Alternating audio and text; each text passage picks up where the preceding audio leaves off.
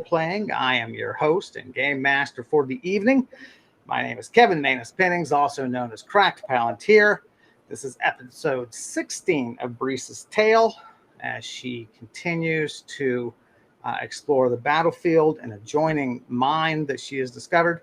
And playing Brise, as always, is my good buddy Max. Say hi, Max. Hello, everybody.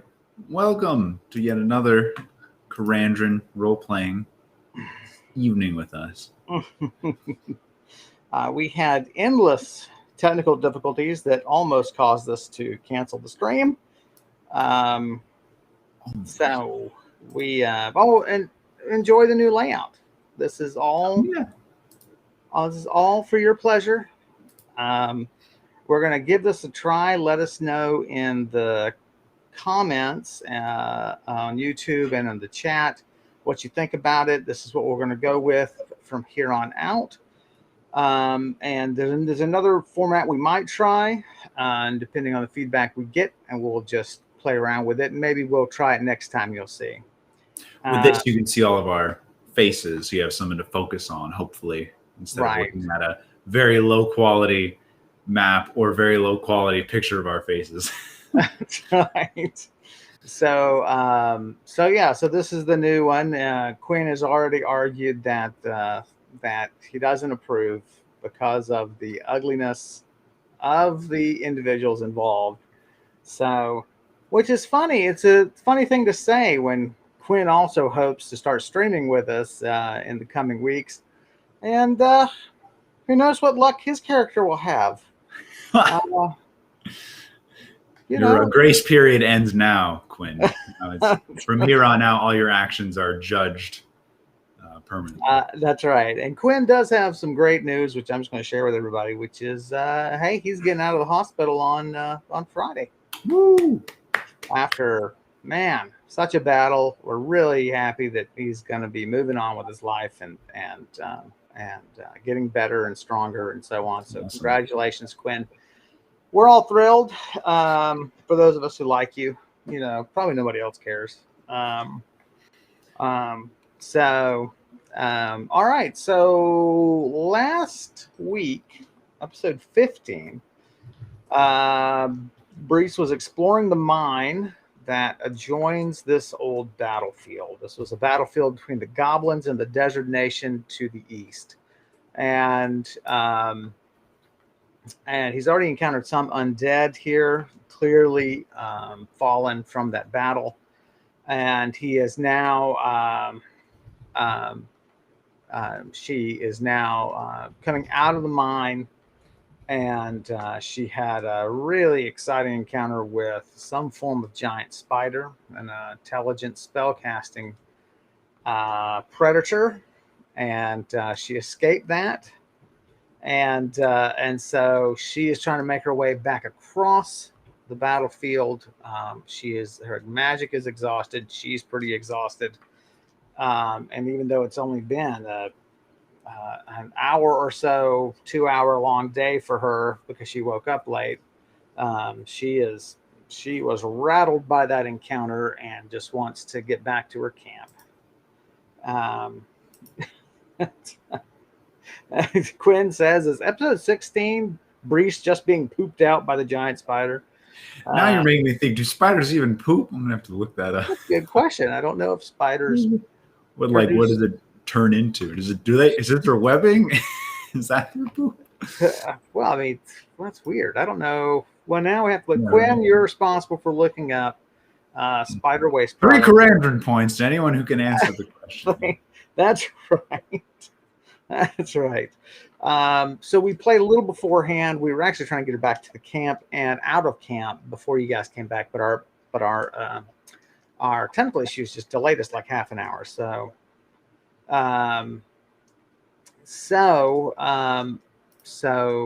we're right now in the middle of the battlefield. This old battlefield, lightly wooded, and we've already encountered, though not fought, two new harpies. You may recall in a previous episode that we already had a battle with two other harpies.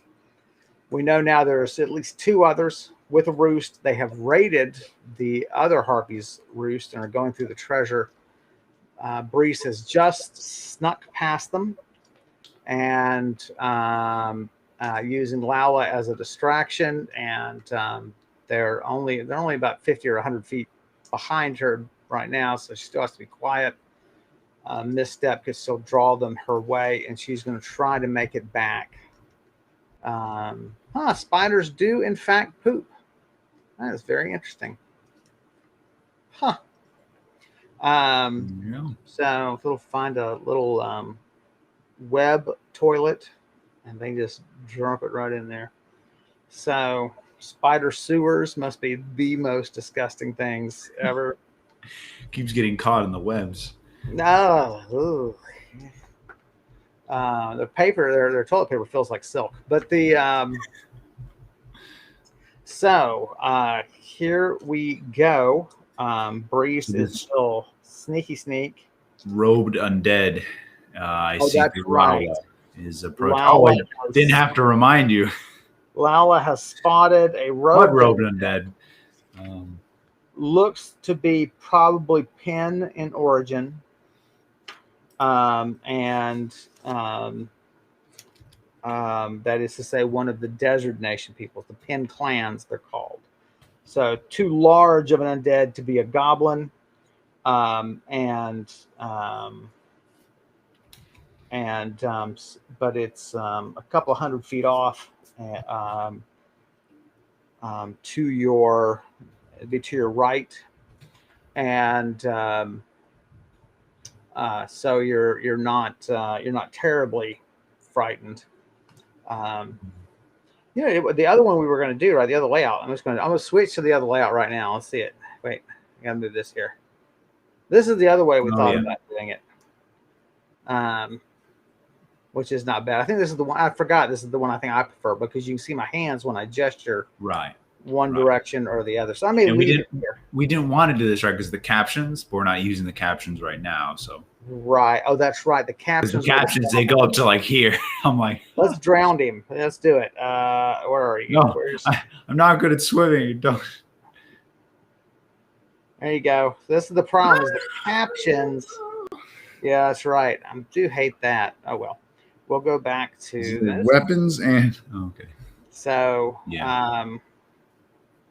I should have moved Brise up a little bit here, but that's all right. Yeah, that's all right. Maybe during the break or next stream, whenever. Right.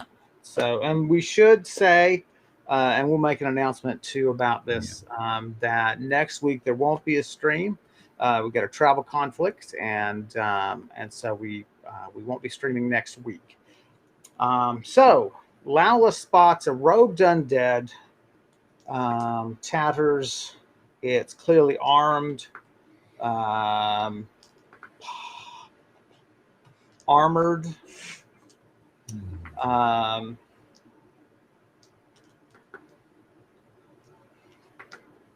You know what? It's a couple 100 feet off at least. Okay. So you've got, direction-wise, it's moving sort of, actually, yeah, it's moving directly towards you, but in no great hurry. A very slow walk. I just try the same technique. Have Lala do some, make some noise, kind of to draw it away from me, and see if we can sneak past it. It's unlikely it's going to be interested. Yeah, you think? I mean, that's your thought. Is that it's? I mean, what does it care? It's now living the life of the unalive. It has no interest in birds, upset or not. Well, it is interested in noises. That's what I meant. But I guess Lala can't really make the noise of someone walking through the trees. Yeah. You could have her flutter in some bushes, just bang around in some bushes. Right. That's what I was thinking. Yeah, make a noise that seems like it's another creature. Right. Off she goes. She finds a bush behind it, drawing it further away. And you sort of slow your pace so you can concentrate on her actions, but you keep going.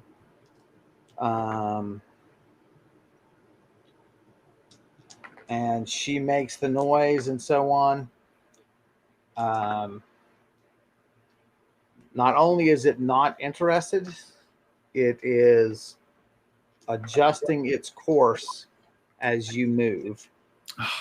Damn. And you're wondering, well, actually, I should have you roll. Give us a roll. 70.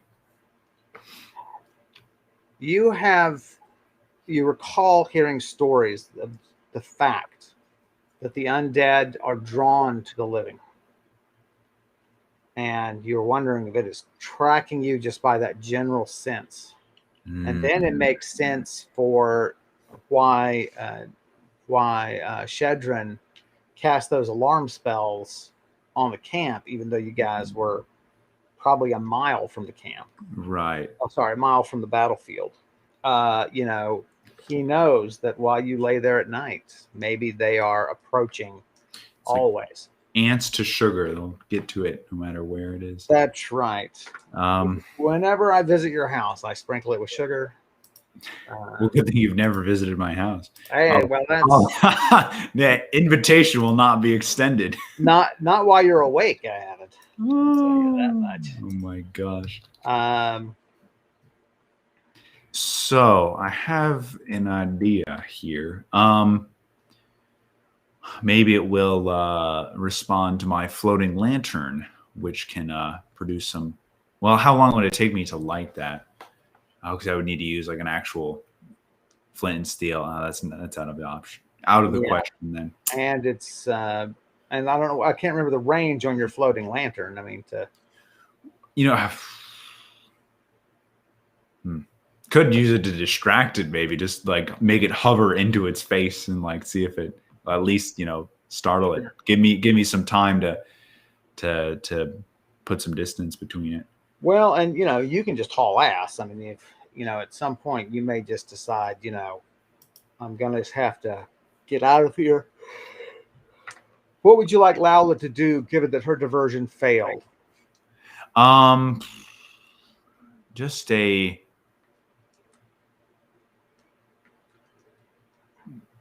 Yeah, I guess come back towards me, like make her way back towards me. Not to me, but just in my direction. Hang around the trees there. Do I just start running? I don't know.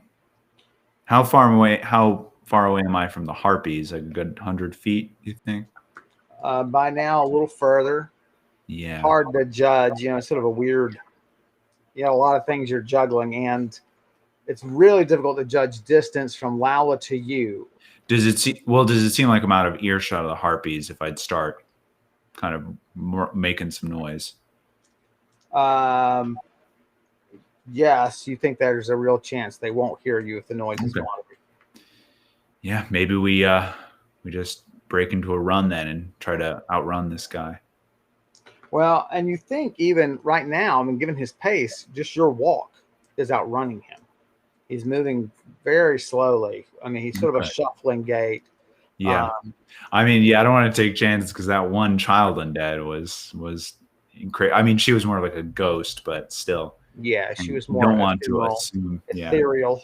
Yeah. Okay. Well, yeah, we'll pick up the pace with my walk. Still have my spear two-handed at the ready. Okay. Try to put some distance between us.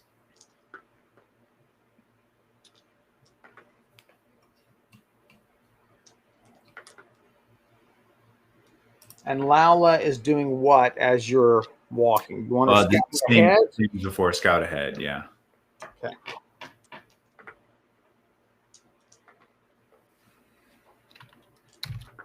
This guy doesn't follow me to my campsite. That would be terrible. Well, I don't know. Kind of, if it's isolated, you know what I mean? Like, you'd much rather fight it there in some senses than fight it here near the harpy. True. Harpy. Yeah. If I had to fight it somewhere, I'd rather not fight it at all, but it'd be better up there. Yeah. Yeah, I mean, that's one of the aspects of the Rollmaster system that I so prefer is like in other systems that are purely hit point, you'll just do the math and you'll just charge into battle, and you have that certainty.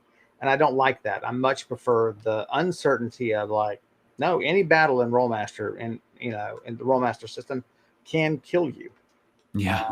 And I like that a lot, because that's how people act. They know that they're frail and fragile, and they're like, I'm not going to do this unless there's something really to gain from it.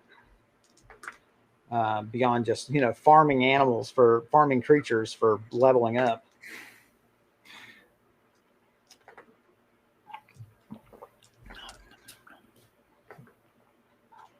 Here you find that you note that the trees are scarred with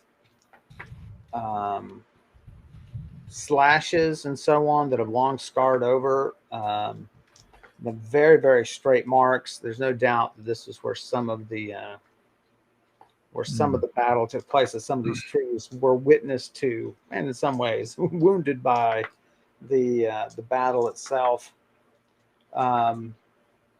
You're making good time. Lawa has spotted nothing up ahead. She has found the game trail and is waiting on you. Oh, fantastic.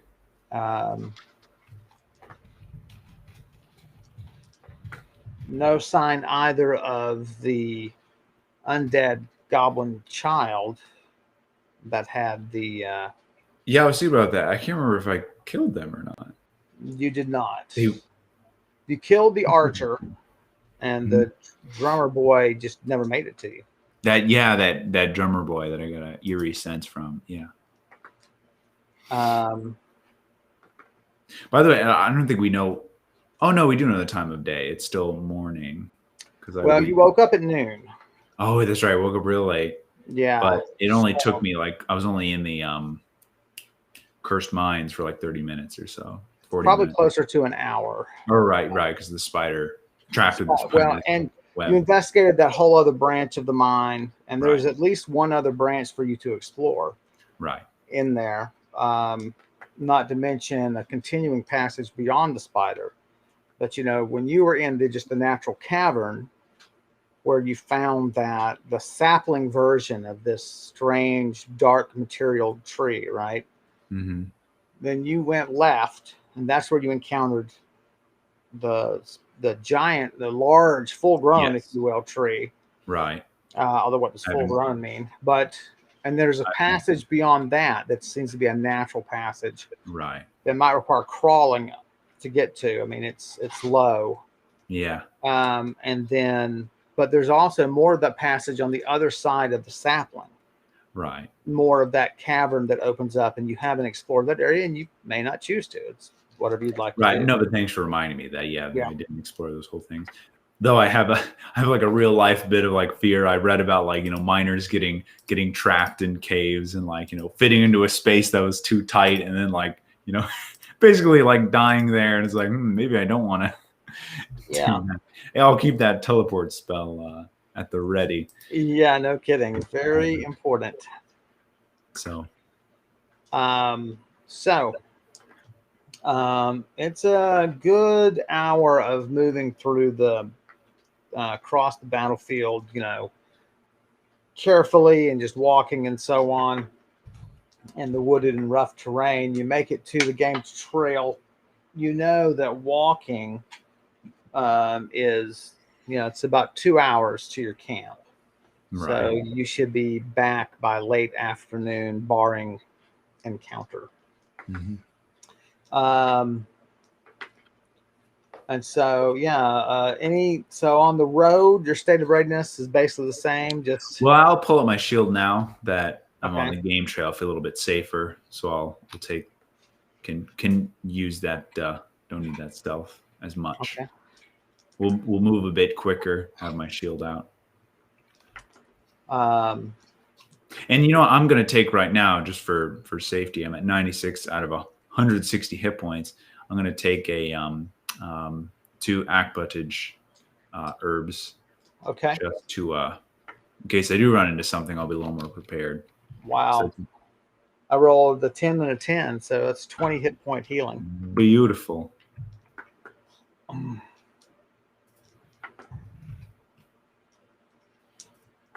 Character would have done that. Okay. Yeah, definitely less pained now from that wound in your side from the spider.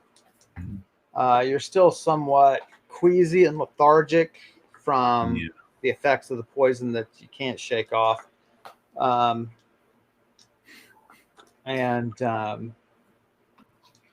you make it back without incident. Awesome. Um, and now I do have the disguise camp still active until dusk today, so okay. That's nice. Hopefully nothing has found my campsite. No evidence of anything. Nothing seems disturbed. Horse seems content. And you make it back. It's I imagine you're probably at you've probably lost another 10 or 15 exhaustion points. I would not be surprised. Yeah. And so well, if I really lost 15 exhaustion points, I'm at 24 out of 100, so I'm ready to sleep. I mean, you're welcome to take a nap. Injured and sick and so on as you are, that wouldn't surprise me that's something on your agenda. Yeah, I would make sure my tent is up, just quickly scout the area, and then everything's good to go.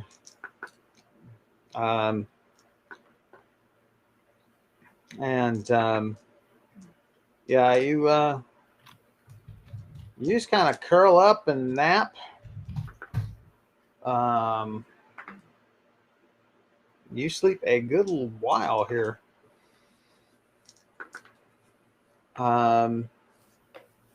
So you gain back a third of your power points. Oh, excellent. You gain back. You're gonna make me divide 44 by. You gain back 15 power points. Oh, thank you. You gain back 33 exhaustion. Thank you.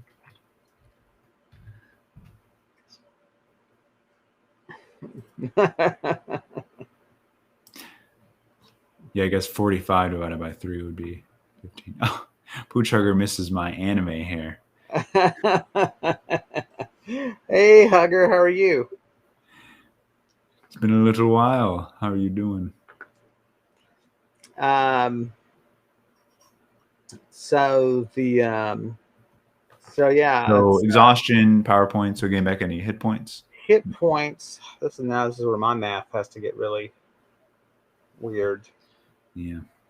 You gained.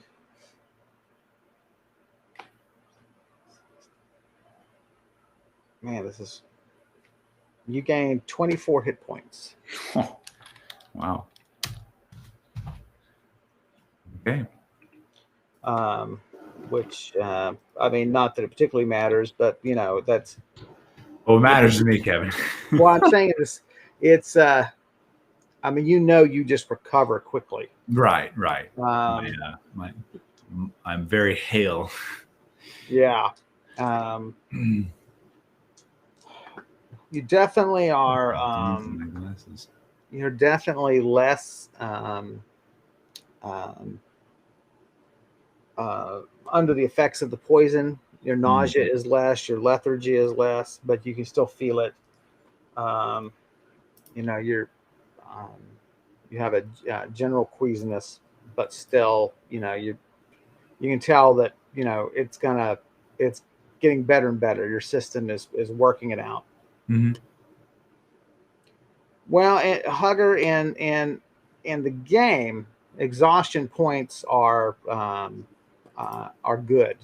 Just they're the amount of energy you have, physical energy you have. It's kind of like hit points. It's like how much of this can you take, to hit? How much of this can you take until exhaustion? Right, until you just that same naming convention. Yeah. Right.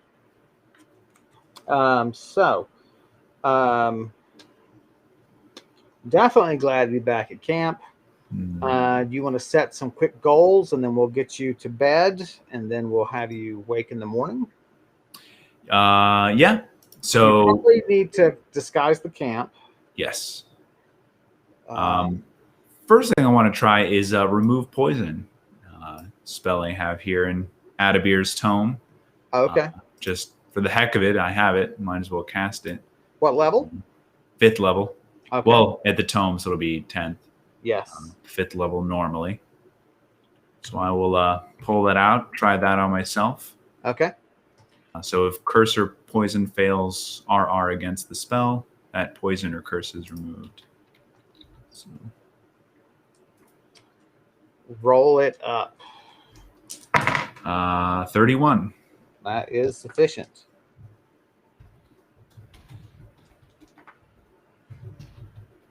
Surge of warmth passes through your body, and it's really nice to have that stuff just purged. Hey, Lizard. Welcome back. I hope you enjoy the new format, Lizard. Still playing around with stuff.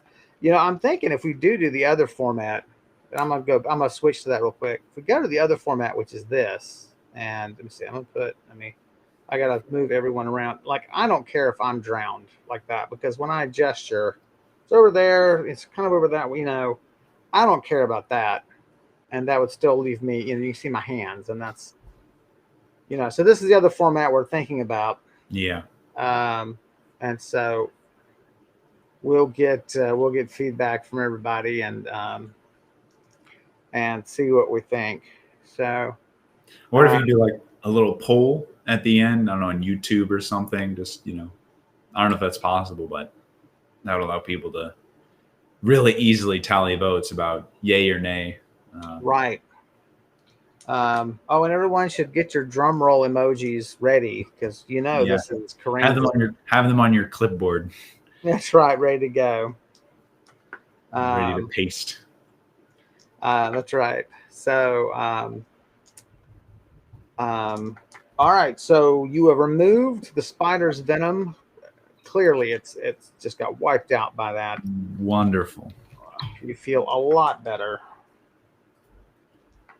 Okay. What would you like to do? Now I will disguise camp again. All right. Cast it. Roll it up. Yeah, let me Quinn's got 31. No problem. It is once again, your camp is protected by disguise camp. Yeah, I need to find that spell again. Oh, level 3. Gotcha. 3 power points, 3 exhaustion points. All right. Definitely eat some food. I'll raise a meal there.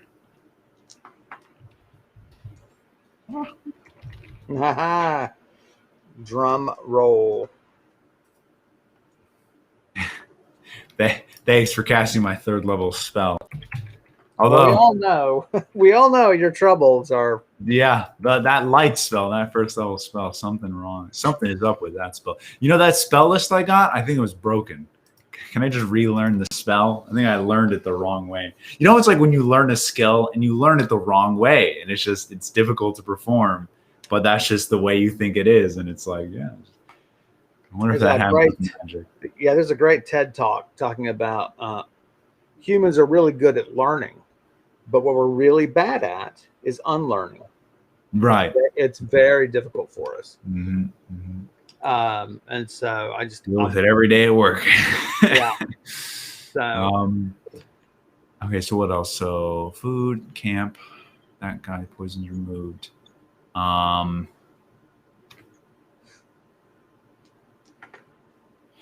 I don't think. Oh, so I need to think about when do I need to be back? So right, your scheduling issues. Was it Adabir who wanted me to be back? I don't think he gave me another date, or if he said every few days. I don't have here a date, but I was wondering if it's worth teleporting back to there, spending the night, at Mirgral's and then coming back in the morning here.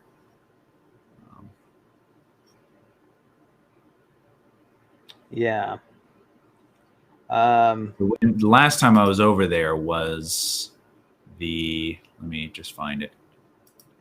Search for Atavir. La, la, la, la. So it was on the 17th. I was last there. Oh, so I was there yesterday. It's the 18th. This just feels like a long time, but this has just been a long day. So yeah. Well, and a week between play sessions always, it really throws your time off. It really does, yeah. So Karen says better food, but I'll have you remember, if you click on the links, Oh, I should post links, which aren't there. They're there in what you call it? In YouTube, they're there. Okay. They're not in the chat. Oh, Lord. Okay, gotcha. Well, if you're on YouTube, click on the links and you'll see my character, and you'll see that my character. But I will post it in the chat as well. Fairly indifferent to food, so put a lobster before. I'm like my roommate in college who got like $12 ramen at a restaurant and basically said like, I like the Maruchan's instant stuff better. That's hilarious. I almost like strangled him right there on the spot. That's basically Brise. Like, yeah, I like the Maruchan ramen saltier. I can taste more of it. That's really funny. I've not had. Well, I don't care for ramen one way. Well, at least the 99-cent packages. I've never cared for ramen. I mean, it's fine. It's whatever. But I've never had restaurant ramen. So maybe I'll try that. Do you have you have to send me a ramen recommendation? Yeah, there's plenty of places here in Dallas. There's a couple nearby you, actually, I think where you live. So okay, but we should do that sometime. Yeah. So what am I doing again? Right. So I'm not going to go back there, which means I'm just going to relax. I think that's everything I need to do. Do I feel like reading at all? I'll read some of my from one of my books here. Yeah, you could. Yeah. What do you want to study? Well, we've got Pooch Hugger. What description do you need? I see you asked about description. Description of the YouTube video? I don't know. She'll answer us here eventually. I'll read more about the book on Fae I picked up. On Wings and Things, The Forms of Fae. Well, you wake up in the middle of the night. All right. Must have read a lot. You read a lot. And you're just asleep in front of your fire. The book is in your lap. Nothing else, unusual. So you got a good 4 hours of reading done on there. Oh, wow. Okay. How many pages is it? 1 sec. 260 pages. Okay. And how many hours have you put in? So this is let me find the other time I read the book. So Pooch Hugger, yeah, if you go in the description, down below the description in the video, you should find all the links that we post there. The same link we post in chat. And so if you you can click on her personality, Brise's personality, and you can see just her various aspects of her, and that's how she needs to act. Yeah, I've read 3 hours previously from this book, so it's 7 total. So no, another hour, so 8. 8. Whoa, Jesus, I've read this a lot. I keep finding book on the Fae. Read 10. 10 total hours read from this book. Are you sure now? Can I? Okay, let me check my work. There's 4 plus 3 plus 1 plus 2. Yeah, wow, 10 hours. So you're about halfway through it. Okay.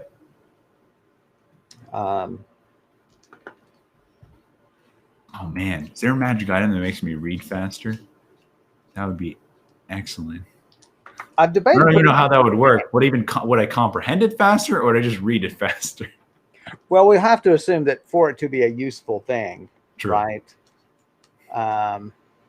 Although I've done some stuff in my world where they're like hack magic items, where like they made an item just to like sell it only does half the job, and they just sell it. But that would be kind of annoying to role play with. Yeah, like paid for this magic item, and it's like doesn't even work.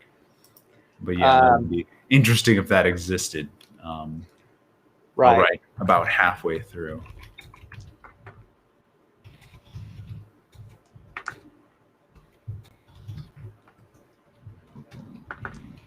Cool.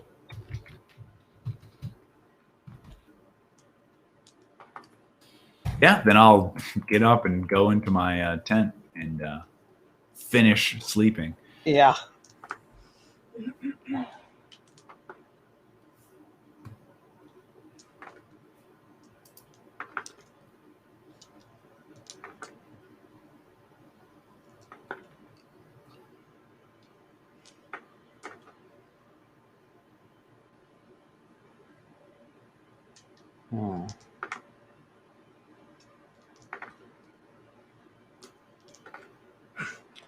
So, roll for me. Oh boy, here we go. 54. You wake. You're not sure what woke you. You're, you sort of sit up and just kind of process, you know what I mean? And you hear your horse stirring uneasily.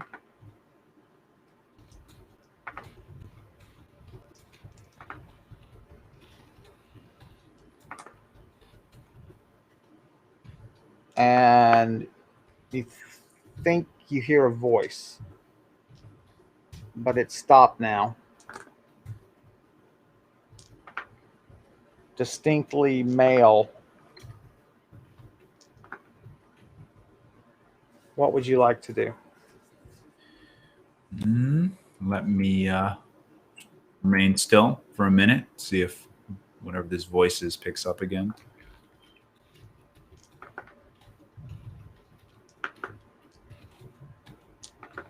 Definitely.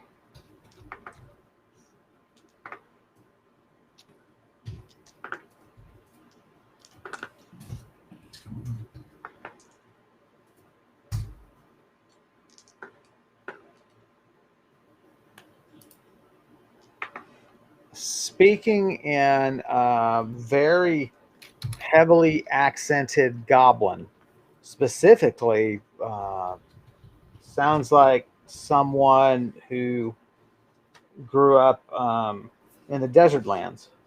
Speaking goblin.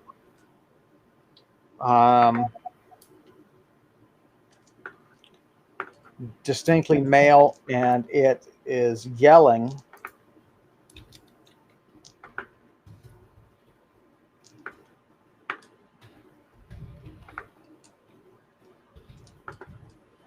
And it says, I don't care.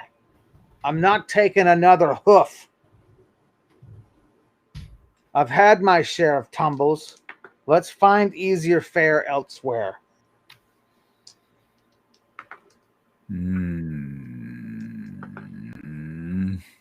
Another male voice shushes. Your horse neighs in fear, and you can hear it pull against the rope.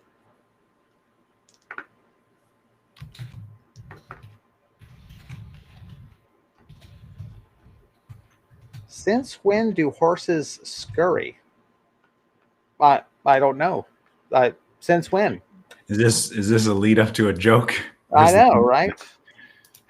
Since I don't February. Did I say scurry?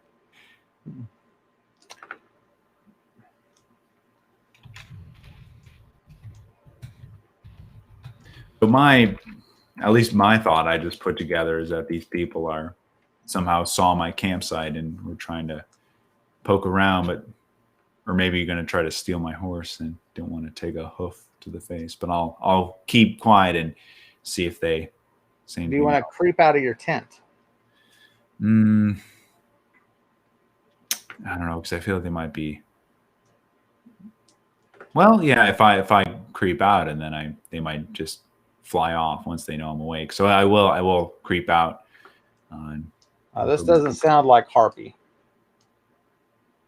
No, yeah. Well, no, yeah, I know. I'm just thinking about like they're, if they're thieves, like if they're gonna be scared off by me, or if I'm a pretty lady, are they just gonna be like, oh, okay, and then I have to deal with them, So, but I will get out of there and get out of my tent, creep out.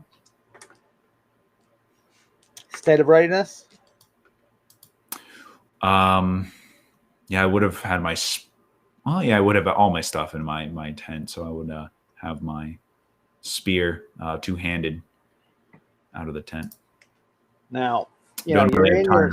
put on my armor, right? I mean, you could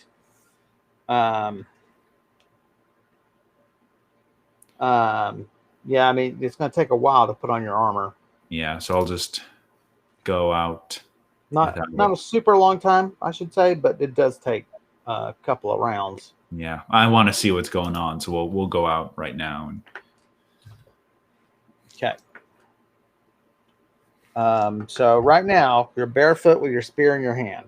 Mm-hmm. You've got your sleeping clothes on, which is largely some sort of undershirt, or maybe just a sleeping gown that we just don't count among your equipment. A horse is pulling against the rope.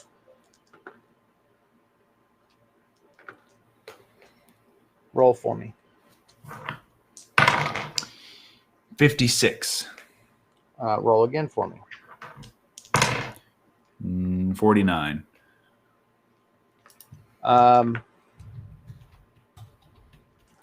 It all. I would also have taken one of my bolas with me. Okay. Just like tuck it into my pocket somehow, or there's no pockets on what you've got. I'm just gonna have one thing in each hand. Sure. Yeah. One in each hand. It occurs to you. Very deep, gruff voices. Don't sound terribly educated. And wary of hooved animals. Oh, no. The ogres have tracked you down. But they can't see past the spell.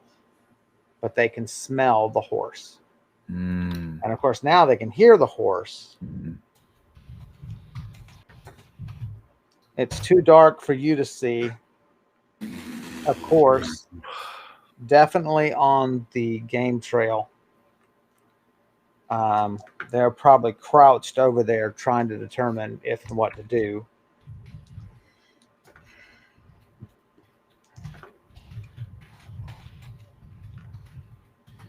Stories are, ogres are not as strong as trolls, and trolls are crazy strong. I mean, they are shatter a door with a fist strong. Ogres are not that strong. They can shatter a door, but it kind of takes, both fists and all their might, and they'll come through a door.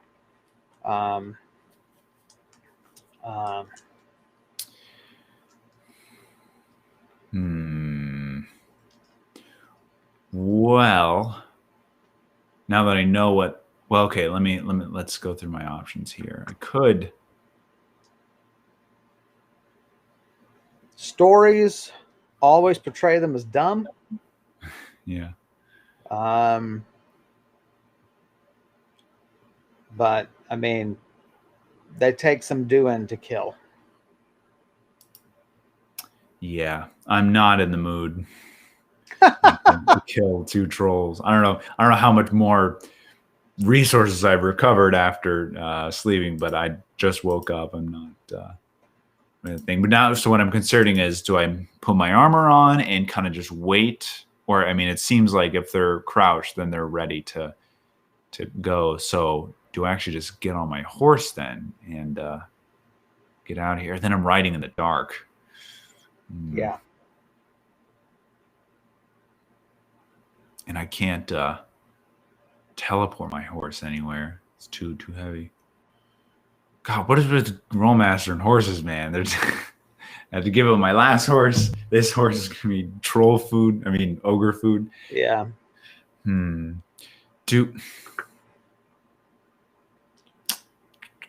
So, I mean, there is, of course, just trying to intimidate them.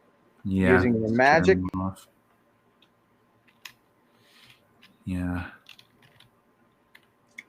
I'm assuming I don't have a lot of time now that my horse is winning. They're probably going to start trying to poke around and find this place. Hey, Blaze. Welcome to the chat.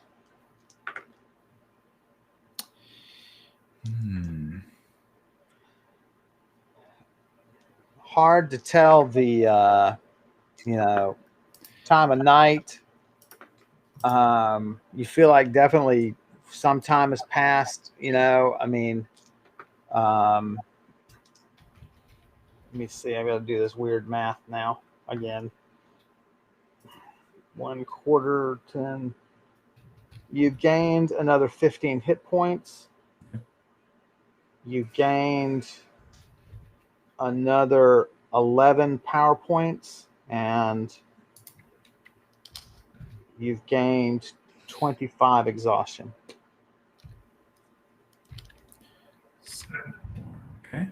Okay. So I'm actually feeling all right. At least I'm feeling a little more rested. Yeah, I think intimidation is probably the best bet. Because I can't leave here. I don't have enough time to, I don't know, muster somebody else to help me if there is anybody else, and I can't leave my horse here. So what could I do to scare these guys off? Light spell would be one idea. Let me go get my gosh darn spells here. Wall of light would be an option. Ward would be interesting. That would last for 8 minutes. Might scare him off.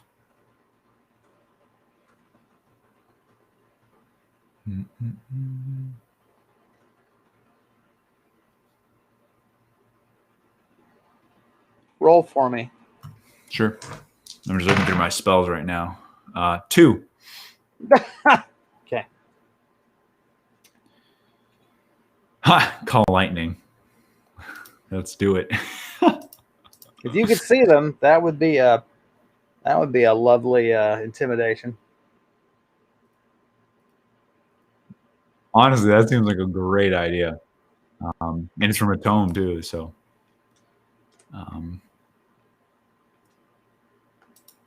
So that's one. Anything else? Yeah, that sounds like fun. So I heard their voices earlier. I'm going to try to get into a position where I could see him. Oh, Laula could try to do that. Why doesn't Laula just fly about? Well, I mean, it's still dark. I mean, Right, but like what's her sight, in the dark? Not great. She's usually asleep. Right. But is it, as I'm saying, it's better than mine or pretty much the same as mine? Pretty much the same as yours. Right. So then at least she can fly around and they won't bother her. Or are you saying, is it like risky to like send her out when she can't see well? Well, I mean, what's going to happen? I mean, the worst is she flies into something. I mean, she might break her neck flying into something, but I don't think that's terribly likely. Yeah. I just don't think it's going to be very helpful. I don't think you think it's going to be very helpful. Well, this is what I think. If they spot Laula, it's like quirky, why is a bird flying out here at night? But if they spot me, then I'm toast. Well, you're not toast. It depends on, of course, how you present yourself to them. True. My thought was doing call lightning from a secret location just to scare him off, but sure, because it is a tome, so like to have that out, right. And you could drop lightning randomly. You could do that and not hit them, and yell, "Leave!" or the next one's in your face. I mean, True. Well, let's try to. I will then really carefully. Well, let's. Okay, so now that I'm committing to this, let's go put on my armor. If I have some time to spare. Well, you don't know if you have time to spare. All right, Are you I'll sparing the listen. time? Well, I'm listening to them, right? And if I hear them start to move or do anything else, then I'll take an action. But I'd rather have my armor on in case it comes to. What I'll have you do is you'll go to the tent, drag your gear out really quietly, just bring it all out in one load, set it down really quietly while you're listening to them. And then you just keep listening and you'll just kind of slowly and silently equip. Right. Just my breastplate and my my greaves, the ones that'll let me cast charm. Leather bracers. Okay. You might want some boots if you've got to run. Yeah, that too. My boots as well. Yeah, not my coif or my helm. That's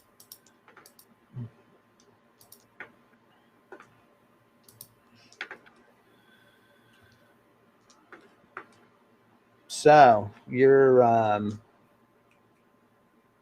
you equip.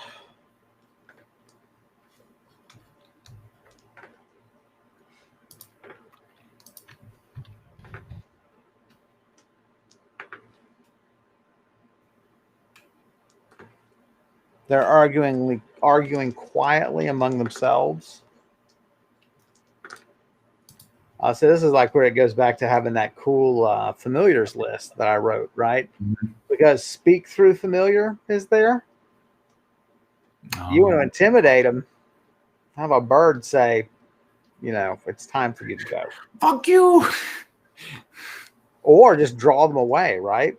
Yeah, just have somebody call out. Yeah. I remember I passed that tome up. I might have to go fetch that at some point and go find it.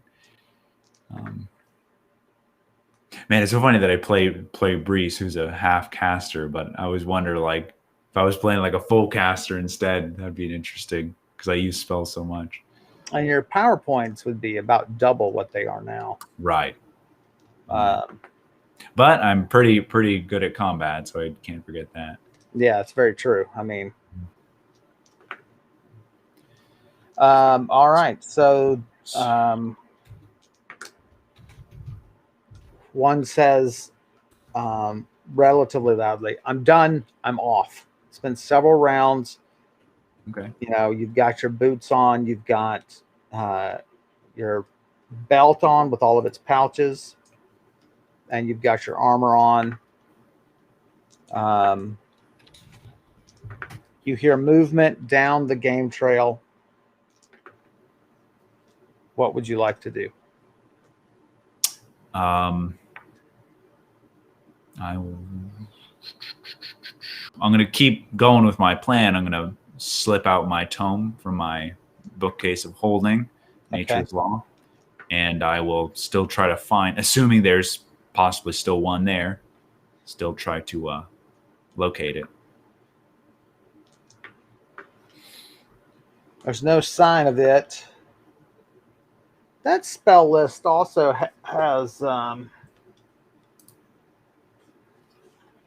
why do I not have? I think I do not have Nature's Law printed out over here, and I should, because you have that tome. But it's got fog, doesn't it? Yeah. Call fog. Yeah, and that could fog. Right, exactly.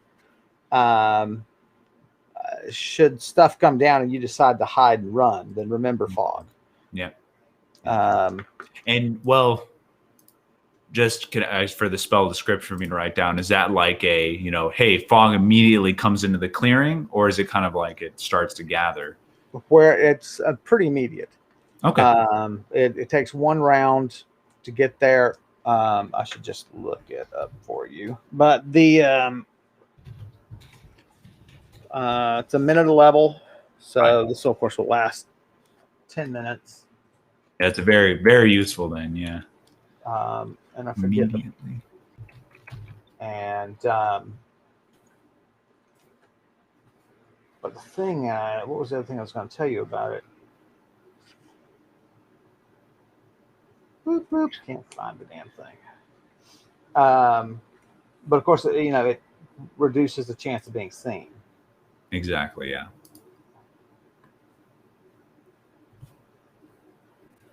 Seriously? Oh man, that spell. Oof. Put a druid on like a ship that's like posing as like a Wainwright or something, and then just like, oh, ooh, look, fog. Wait, a Wainwright? Is that what the navigator, whatever it's called? No. A Wain is a wagon.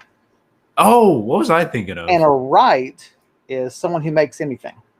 Wainwright's a wagon maker. What was I thinking of? Yeah. So cartwright, is someone who makes carts. Well, put a druid on a ship posing as something useful to profession on a ship, and then they're like, oh no, looks like we're walking into fog. Stupid, of course. So enemy trading company or something. So the range on Fog Call is 100 foot plus 10 foot per level. Right. The duration 1 minute per level. Right. And the radius is 10 foot per level. Okay, radius in. So that's range. The size of the fog you can create. Sorry, what was the range again then? I didn't. 100 foot plus 10 foot per level. And so it basically is minus 50% to perception for those people in it.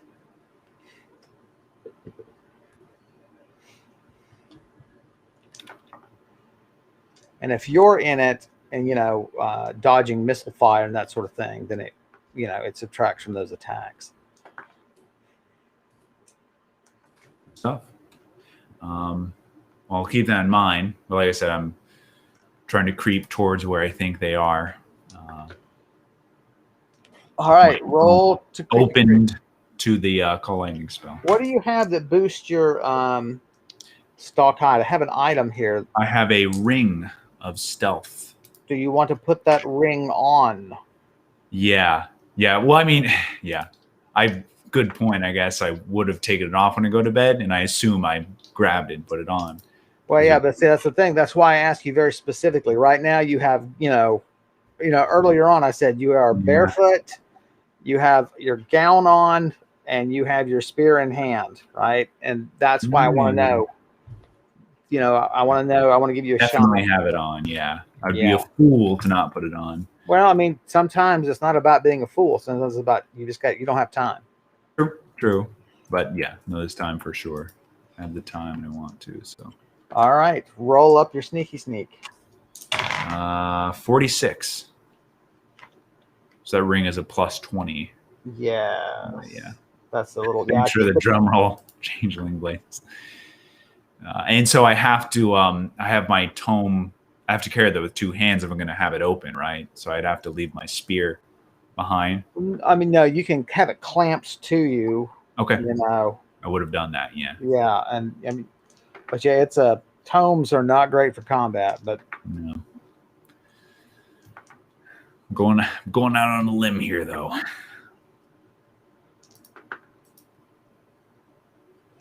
Roll for me. 81. You hear a sigh of irritation, very very gruff, and then you hear something very large move down toward the battlefield along the game trail. Okay, well, that problem resolved itself for now. I will stick around for another 5 minutes. Make sure no one's coming back immediately. Sure. Do you want to keep creeping out to the game trail, or do you want to stay on your little, I'm gonna stay here. I'll hear them or anything else coming back, I think. So let me just stay put. Okay. Not show my face.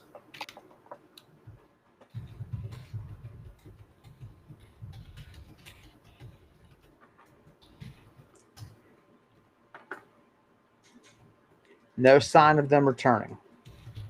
All right. So comfort my horse, make sure he's doing all right. Yeah, you just kind of my horse Judas. That's right.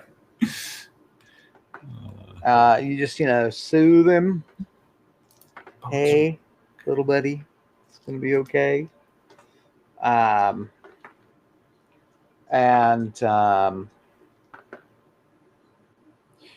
So yeah, by the way, boatswain, I think that is what I meant. I had the Wayne part, but I just, for some reason, the first word, I don't know what I was thinking of. But even then, that doesn't make sense. Boatswain, like going on a boat. But anyway. Yeah, it's I just say words sometime and hope no one knows what they mean. They're also called pilots. The navigators are also called pilots. Yeah. That's why whenever I'm writing, I pretty much have a dictionary right next to me because I'll think of a word and I'm like, let me look that up before I put it in my book. Just double, yeah. It's crazy to me that, like, I don't know how many people know this, but it's like, even nowadays, and this has been true for centuries, like you're a ship, right, from some distant land, and as you come in to shore, as you come into the bay, a boat comes out and meets you, and the local pilot climbs on board and takes your ship into bay. And that's true even now. Okay. Because like they know everything about this bay. They know where the hazards are, all that. Right. That's interesting. So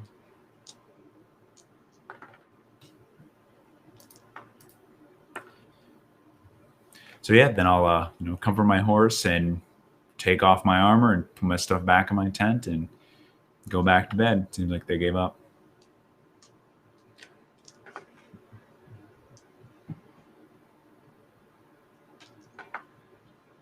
So you fall asleep, no problem. The horse is calmed.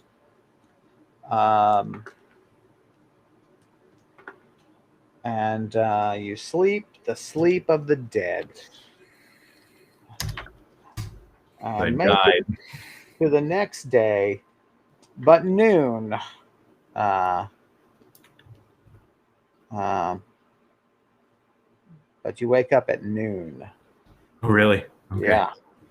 Man, tired. April 19th, Sunday. Are you aligned on that? Yes. All right, good. I always get kudos from my players although you and I have had, me. Our Rollmaster relationship has been troubled by keeping. Exactly. That's what I'm like. Let's just make sure right now. Yes. Okay. So full PowerPoints. Excellent. You were at what when you? I was at 155 HP out of 160, 74 exhaustion out of 100. You're actually at 167 for hit points. Oh, crap. Your max is 167. Oh, how did I miss that? Let me double check. On the leveling up player sheet. Yeah, but I thought I accounted for that. My player sheet says, 167. Okay. I forgot to change it on my notes. Very nice. And your PowerPoint max is, 25 plus the 20 from your magic item. Right. So it's okay. I have that as 44. That's actually 45. Right. That was last level. For a moment, it's like, what did I have a growth spurt overnight? Like, how did I going to sleep? Give me 7 more max hit points. And exhaustion back at 100, imagine. Yes. So you're like, well, that was a rough day. I'm glad it's over. Yeah. It's the 19th. What is your plan, Monfrere? I am interested in going back to that cavern, back to that mine, and exploring the rest of it. Now that the threat of the spider is removed, hopefully it's not an undead spider now. But that would be great, right? It'd be pretty nasty.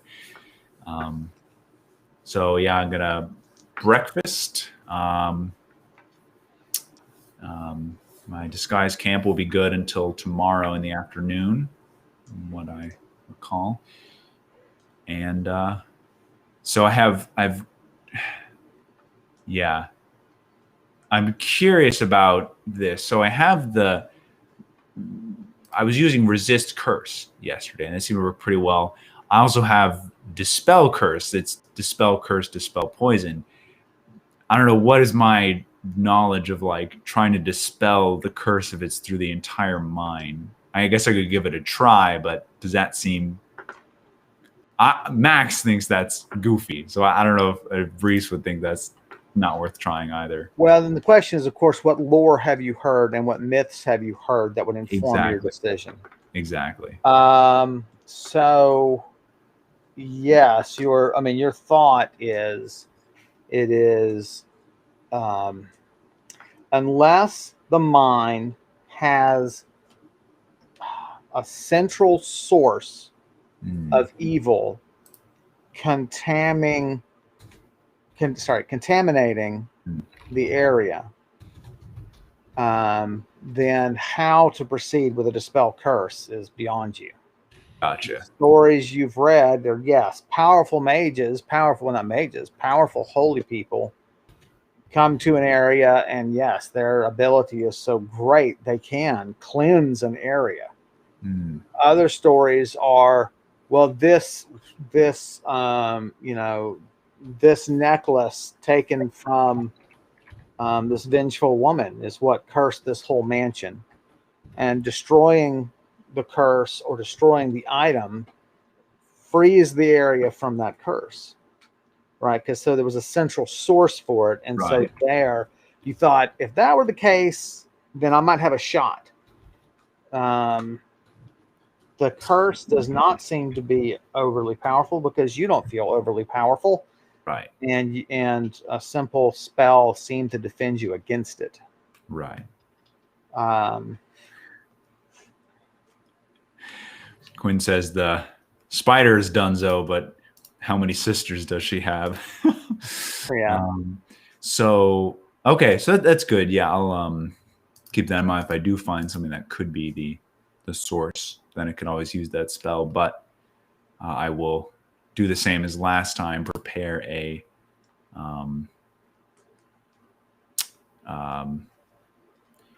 whatever it's called, resist curse. So my plan is to teleport to the front entrance, and then resist curse and go back in. Did you memorize the entrance? Not that it's going to be impossible for you to get there otherwise. Yeah. Well, I didn't take time to memorize it. Okay, that's fine. So just roll. Let's have you roll and see how clearly you remember it. See your confidence level here. Just heading back there. Erase a meal ones before I forget. Okay. Are we rolling to remember, rolling to cast? Rolling to see your comfort. Like, remember. Okay, what do I think? 80. 80, yeah, no problem. You're like very clear. Then I'll give you a plus 20 if it's the day after, Yeah.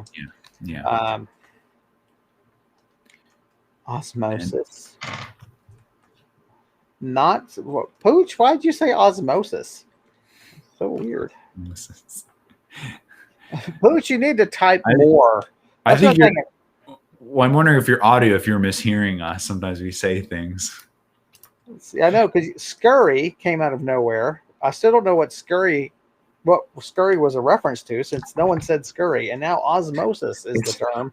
Are you watching another stream at the same time you're watching this one? Are they talking about osmosis and scurry? So yeah, so roll to cast. Are you going to use your quaff? Helm, yeah.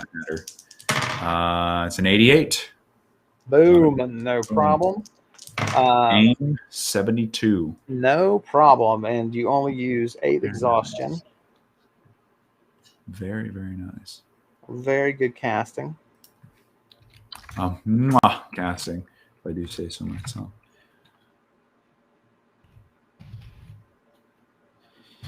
Sorry, I was making notes. All right. You appear. Roll for orientation. I assume Lal is coming with you. Yes. 8 for orientation. Yeah. We're like, oh, geez. What? Oh, right. So let me make sure I have, all my sacks, bedrolls, and stuff are in the tent, but I do have my sack of muffling with me. Okay. Spear, bolas, daggers, and are you going to move stuff to the muffling sack? Or are you going to leave stuff outside the cavern entrance? Yeah, exactly. I've got inside the muffling sack is my flail, and yeah, that's all. That's all I need, really. And then everything else is in my pouches. So just thought I'd note that for booking. Oh, and my bookcase of holding. I guess I can go in the sack of muffling in case I need the tome. So just throw that in there as well. Well, it won't make a lot of. I mean, the right, but just to carry. I don't know if it's unwieldy. If not, well, it's because it's got a strap. It'll just fit at your side. Yeah. No, then I have that as well. Yeah. So you sort of check the area. No movement in this clearing before the cavern. The skies are clear of, flying critters. Mm-hmm. Hey, Arpin, thanks for joining us. Always happy to have you on the stream. Okay. Brise is venturing back into the cavern that she was exploring last time. And the night before, so just this previous night, she had almost was visited by some ogres.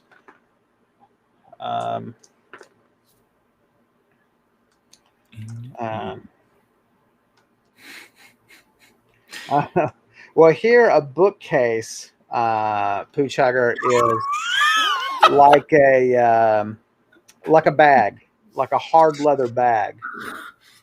That's right. So, yeah. And so it's literally you carry books around and it holds. Well, usually it would hold 4 books or something, but here it holds quite a few. Bookshelf is holding is an interesting idea, though. It literally just you put books on and they just disappear and you just pull them out. Right, you just reach up there and concentrate. Although I'd actually, that people don't want that because they want their huge libraries, right? People don't understand magic. It's like your library is that small, and it's like no, look at it. Probably I wouldn't be a very popular item for nobles for showing off. Exactly. Knowledge. Yeah.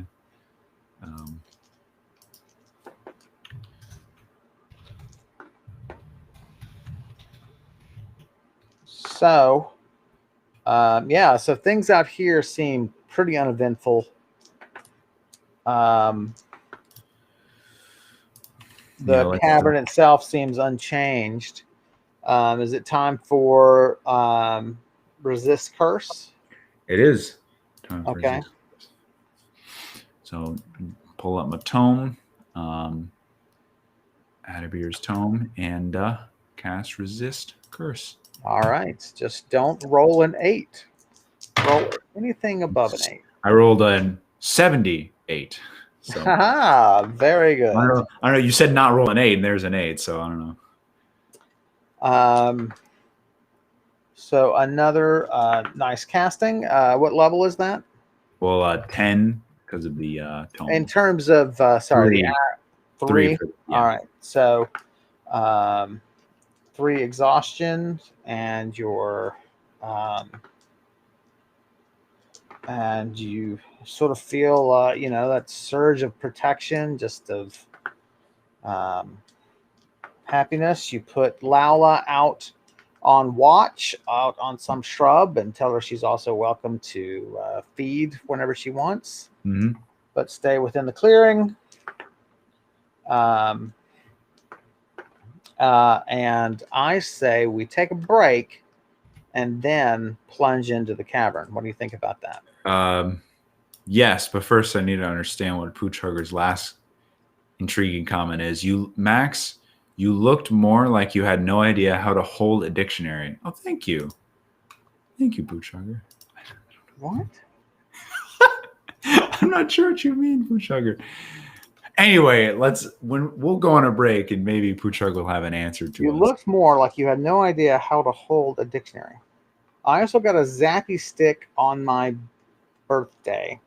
That's true. Pooch Hugger's birthday was very recent. Happy birthday to Pooch happy Hugger. Birthday, Pooch Hugger. I don't know what a zappy stick is, but we'll discuss that when we come back from the break. So you guys go get yourself some excellent alcohol and or drugs. I'm not picky. Just please not both. No. And we will be right back with you. Thanks for hanging out with us. Give us just a few minutes, and we will send Brise deep into the bowels of the earth and into another spider, probably. So we'll be right back.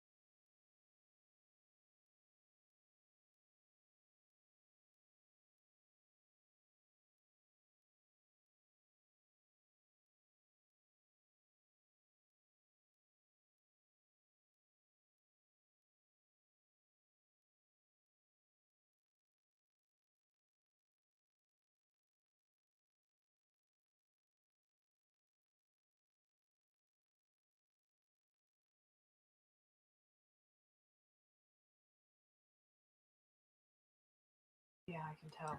Because it was. Hi, everybody. We're back. And I'm just going to leave Max off because I don't think we need him. He doesn't seem that important. I'm kidding. We'll put Max back. Yeah. Oh, hey, everybody. Just like yelling at the screen. I can't believe you. Sorry if my resolution was a bit choppy earlier. My internet settings got reset, so should be in a crisp 720 now instead of 480. But no one mentioned it, so no one must have noticed. That's right. Even with the larger, player game master image, you want to change our center screen? Oh yeah, good. I was reading Quinn's comment down here. How much would it cost for you not to come back? $10, really. I don't like doing this. That's a dumb thing. I changed, so I hid the Karandrin thing, right? Right. And then it went back to our old format just because I hid it. It doesn't make any sense. Why would it hit things? They usually get offended. And they don't do what you want them to do. All righty. Anyway. So you are about to plunge in to the cavern. Mm-hmm. Grab my stuff for you. So, as you recall, it's a long, narrow passageway, 100 feet or so. Right. Straight in. Goes left and right then at a T intersection. You head toward the works. Then you go up a slope into a chamber that has been mined out such that it's nice big walls and so on. So it's about the size of a relatively large house, although actually nowadays it's about the average size of a house. It's crazy. The average size of the house has gone up and up such that it's hard to find a smaller house. So it's like the average size of the house now is like 2,500 square feet. Crazy. I don't need that. There's a passage that then leads left again, another left out. There are torches everywhere burning with a strange green light. They don't seem to have diminished at all from the previous day. And there's a curious lack of smoke from them. Right.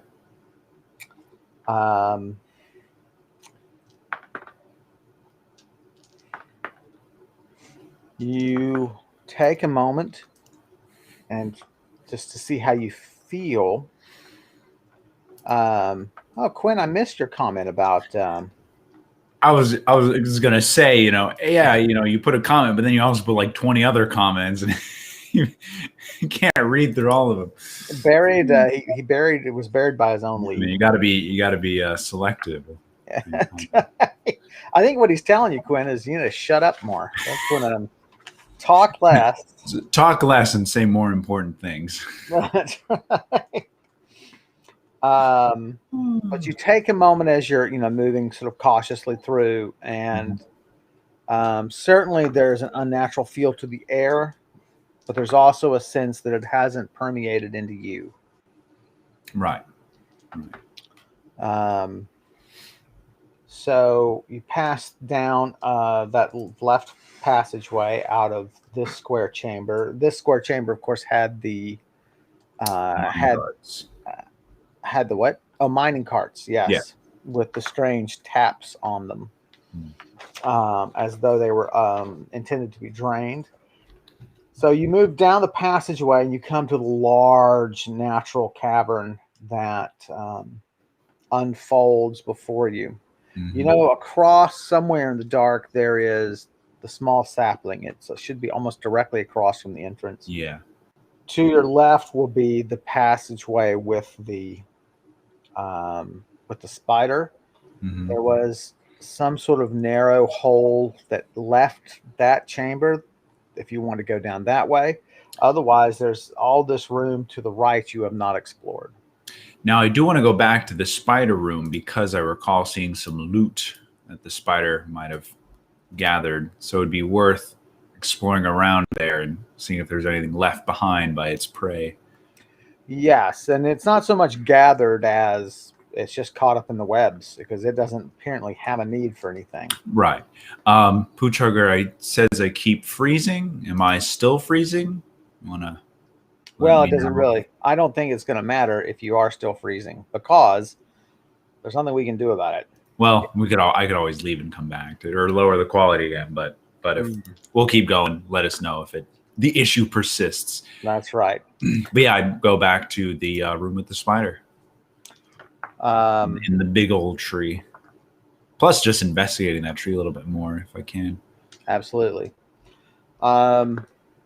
So everything seems the same. Nothing seems to have changed in the last 24 hours or so. You make it down to this large tree, and just to remind anybody who's joined us late, this is a tree made of some sort of soft black material, and then it goes up about 50 feet, crowns out into the leaves of a tree, leaves and branches of a tree. That extends up quite a bit, and then it seems to have a mirror image of itself growing out of the roof, and they meet in the middle to form this large body of small black leaves and branches and so on. You make it back, no problem. On the far side of the chamber, the spider still lies dead in a pool of its own innards. And there is, scaffolding that you can climb on. You'll obviously test it before you go. A venom tree, as I think you mean lemon.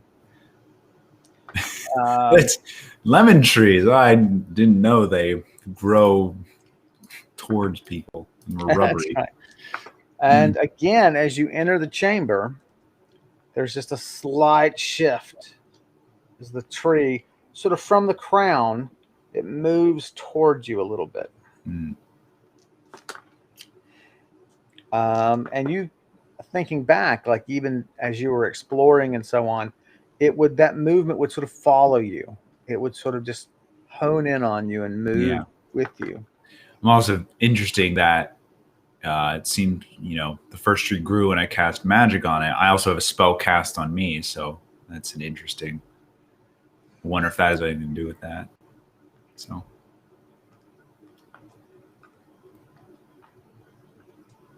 I got you, Quinn. I just read that. Sorry, it was such a long thing, and I was busy narrating. Spider room. Yeah. Karen says, "Is it the ungiving tree? the taking tree?" Shel Silverstein's less popular. That's right. So, what would you like to do? I would like to. So I need to remember where I saw the loot. I caught a glimpse of it, I recall. So let me look at my notes. Here and there up on the walls. Yeah. You can see it now. You can see that there are individuals. Some wear armor. Some have weapons strapped to them. How comfy do I feel about using levitation? I'm a little nervous with heights. So I'm going to do a roll to see if I I could get up there with levitation. I'd be fine. Sure. I mean, some of it you could see how much. Yeah, so there's several places where you should be able to reach it through the scaffolding. It's still going to be up high, but you won't have to use magic. So yeah, let's roll just basically. All right, how much is it worth for you to go explore that treasure at all? Mm-hmm. That is a 53. I leave it to you. You're kind of torn. Is there a cluster of a few of them close together that are? No. Okay. Very spread out. We'll just check one with the scaffolding then. Okay. Then I won't have to use magic. If it seems really valuable, then I can check the other ones. If not, we'll just leave it be. All right. So let's try to climb the scaffolding then. Do we have anything that would help me? So if I do fall, well, I could do levitation and then pull myself along the scaffolding, right? That way I'm not even like putting weight on it. I'm just using it to kind of monkey bar. You're, you can test the scaffolding just foot by foot, spear, with the spear. Okay. If you think that is sensible, then yeah, I'll just do that instead. Yeah, I don't think you're terribly worried about. It's just the fact of height that you're worried about. Right. Well, I was thinking if it's really old scaffolding, right? Right. But the stuff is very sturdy thus far. Like it just, the railings are chained. Okay. And they move, but really nothing else moves. The planks are very thick. They've endured well. Sure, you have to step around those egg casings. Oh, what? Did I just say something? No, I'm kidding.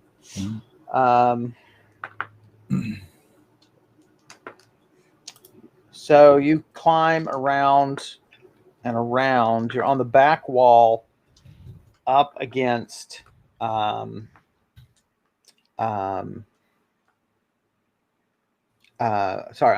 on the back wall as from across from where you entered. You're about 30 feet up, so you're looking at sort of the heavier boughs of the tree as it branches out.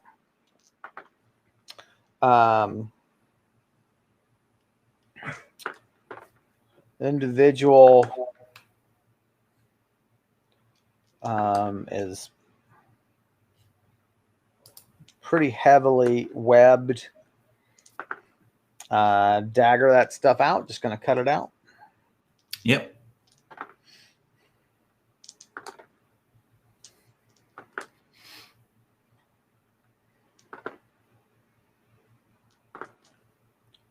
It is definitively a pin soldier.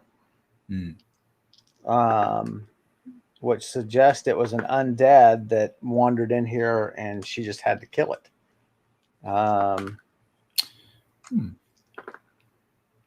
And then just got it out of her way.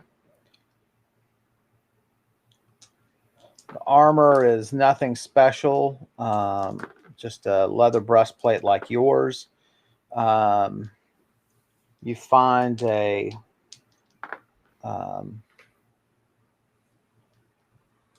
single item of interest.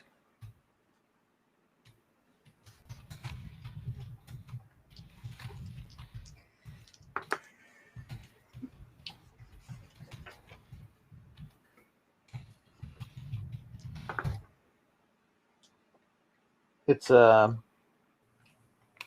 shield. It's a full shield. This person must have been of some importance to have an item. It's a half-weight full shield. Might get you a few coins. Yeah.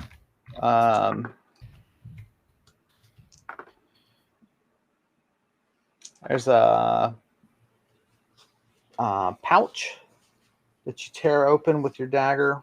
Look, you're a cut purse now. First it's the undead, and then next it'll be high nobles in the city streets. That's right. Slippery slope. Right. Sorry, Poochagger. It's a soldier of the Penn clans, Penn. Yeah. That's the desert nation neighboring this one further to the east. I don't have the map, but yeah. I was going to go circle them, but I can't remember. We're doing the different format, so.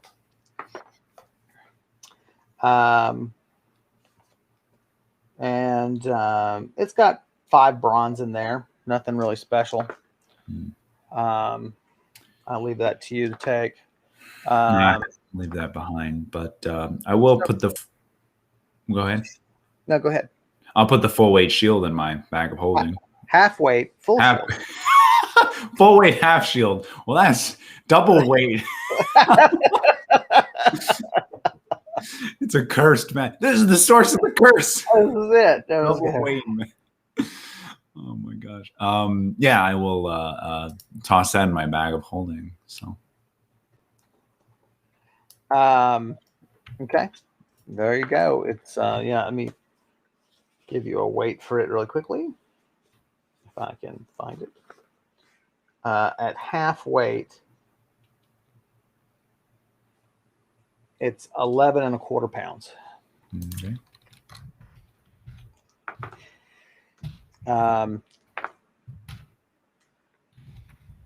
So doesn't seem like a lot. Yeah. Also, I recall the spider mentioning that, like, oh, it's pretty rare for me to get anyone living, so it's probably a lot of these are probably undead or just kind of goblin maybe workers, or right. Might be an adventurer among here, but can't really figure that out. Right. Here's some remedy. Spells that would help me do that. Detect any? No, I guess not. Detect powerful item. That's what I need. Not a spell. Okay. Well, I will abandon that. Don't find not much of it. Not much else of interest. So now I'm a little bit higher up, though. I do want to investigate more of the tree, the inverted tree. How does it, like, just to get a better look at it, to understand my interest in creatures, and like how that sure come about. Well, it's certainly a curiosity in and of itself. Yeah. It does. It looks not identical, but there's nothing particularly noteworthy about the higher tree that's sort of growing upside down. Right. But you do wonder, like, did it ooze down from something above? Yeah. Roll for me. Oh, jeez. 57. It's possible, but you don't know how certain of this, that you are higher up in the slope of the bluff, right? Like the slope that borders the bluff. And so if there are further chambers above there, that, is it leaking down and generating this thing? Is there a pool of this stuff? Is there a forest of this stuff in some higher chamber?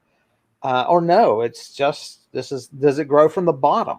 Right. And, it's, you've never seen or heard anything like this. Yeah.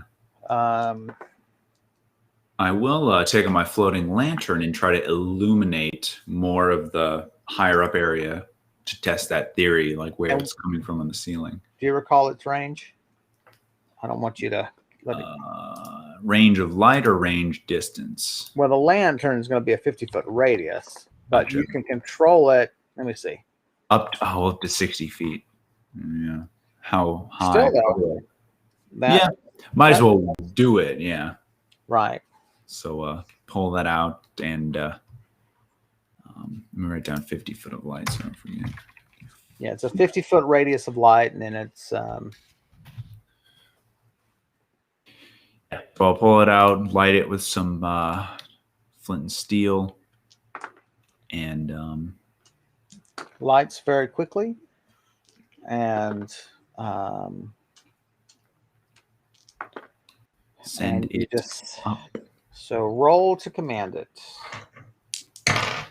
86. No problem. It goes pretty well exactly where you want it to go.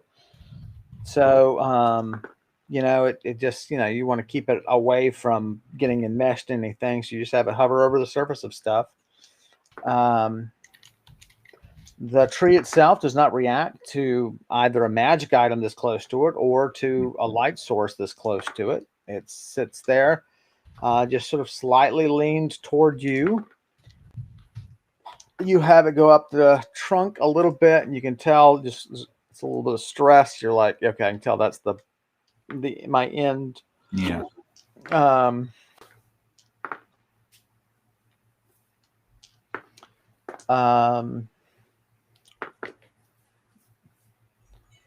Yeah, I mean it just, I mean, the thing is just this tree of this soft material. Um, It just keeps going. yeah. Damn. And the scaffolding likewise, keeps going around and makes a, spiral pattern around the place. So I can keep going higher, right? So you could keep going higher if you're comfortable doing that. Yeah. So I am comfortable doing, I'm not, as long as there's scaffolding, I'm not going to be like, terrified. I'll probably just be kind of uneasy. Well, what we'll do is, as you go up so many feet, we'll just have you roll again. Yeah. Until you get to the point where you're like, and I'm done. I gotta go back there. Now we also have to think about Laula too, is outside, and that this Pythagorean theorem or whatever you want to do. I don't know how. Right now, I mean, you'll feel a stress come to you. Right. I'm saying more of just a mechanical thing we have to remember. Yeah. So. Yeah. Oh, I don't have to remember it. You get beyond that range and it breaks the bond, then that's what I have to remember. Don't worry about that. Game mastering. That's right. Right. Okay. So I am going to ascend a little bit more, and as every time I go up some feet, I'll send the lantern up a little bit higher and kind of look up until. All right. So roll for me for your next voyage up. 29. All right, you get about halfway. You get only about half the distance you wanted to make, and you're like, I am not super comfortable with this. How do I feel about casting bravery on myself? Does that seem like it wouldn't do anything? Is that kind of like playing the game? I don't know. No, I think it's exactly this. I mean, I put these things in the game assuming people are going to use them completely. So you can roll. So yeah, my thought is like a phobia versus like something terrifying. Acute versus chronic. Yes, is sort of what you're doing. But if you say it works for this case, then well, you don't know if it's going to work for this case. It is logical for you to try. Well, it's a first level spell, and I know it by heart because I mastered that tome last level. So let's go ahead and just one PowerPoint cast bravery on myself. All right, do it. 23. Okay, not a great casting. It costs you 1 PowerPoint, but 2 exhaustion. Okay. All right, roll to make another attempt to travel. Let me just update my sheet here. Sure. 7. That is lasting for 8th level, so 8 minutes. Yeah, okay. And cast bravery is the first time I've cast bravery, so write that down too. Okay. 71. All right. Yeah, you feel like, all right, you still just feel a constant discomfort, but you feel more in control of yourself. The scaffolding is still remaining very, very strong. I mean, you're like, they really built this to last.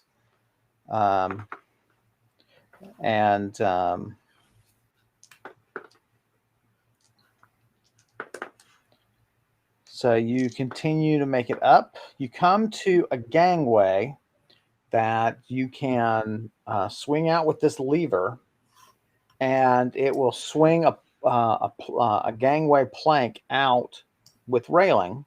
Okay. To reach, it'll reach the top of the top crown, if that makes sense to you. So, so they built these things where it will swing out to the room, and there are a couple other coming up that look like they'll even reach all the way to the trunk. Yeah, I'll take one to the crown. I guess I'm walking out over, Yes, I'm going to have you make another roll because it is not. Don't look down. 29. Okay.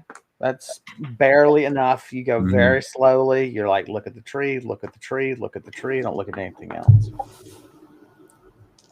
Roll for me. 29.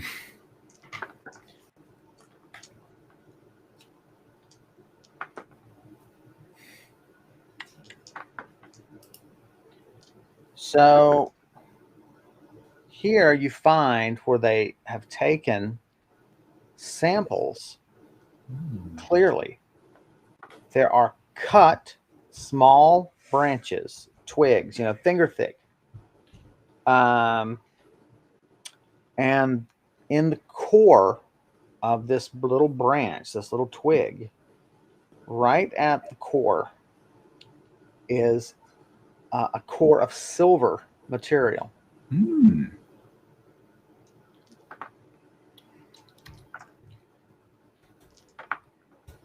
But anyone who did this, I mean, maybe the spider did it recently. I mean, but if they did it, it's had years to grow back. Never grew back. Yeah.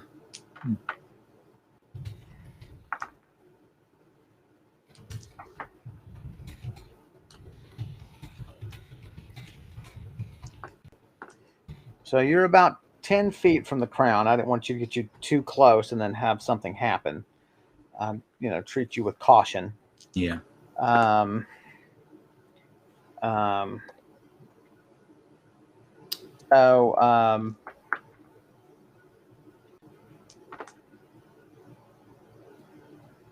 of the branches this close, they sort of move sort of more independently. You can tell now that you're this close. They'll kind of reach for you just a little bit. Yeah. But it's just like, okay, that's sort of the individual movement that makes up this corporate movement. Yeah. That I see. What would you like to do? I'll get 5 feet closer and just see if anything else kind of looks interesting or stands out. There's no tools or anything up here that would have been left behind.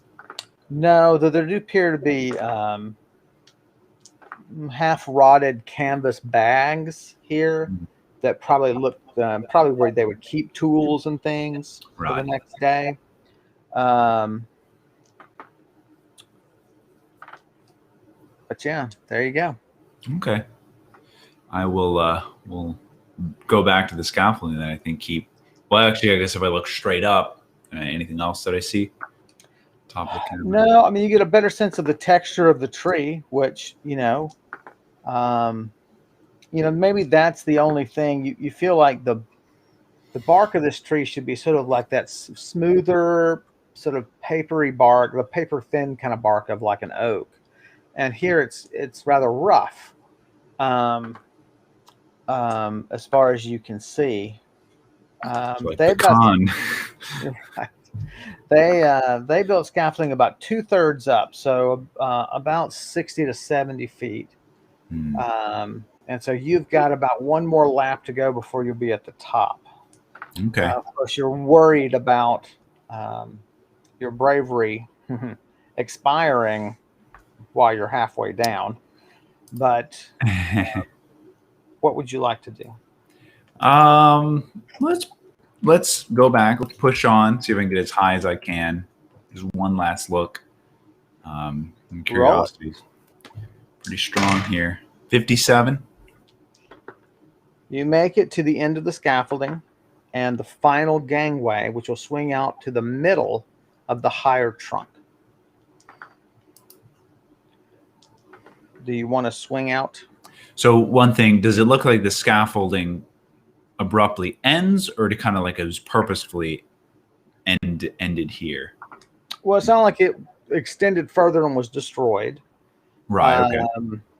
And this seems to be very modular in the sense that it's a certain set of planks, right, a certain set of supports, a certain set of planks, a certain set of supports. Right. That's what I thought. So I can't really tell if they were going to add more or not. Yeah. I mean, obviously, if they thought it worthwhile, that would be the next step of their research, right? Yeah. To go eventually all the way up. So it does appear that they had set hooks into the ceiling, because you're to the point now where the ceiling is arcing down to you. Yeah, it's turned to, okay. Yeah, and so there are heavy hooks that they have set into the stone, and your guess is that maybe what they're going to do is a sloped stairway and suspend it from the ceiling, because you're now sort of running out of wall. You only have ceiling. And so they were going to possibly build some system like that, swing this out, and then maybe continue to build on the wall. But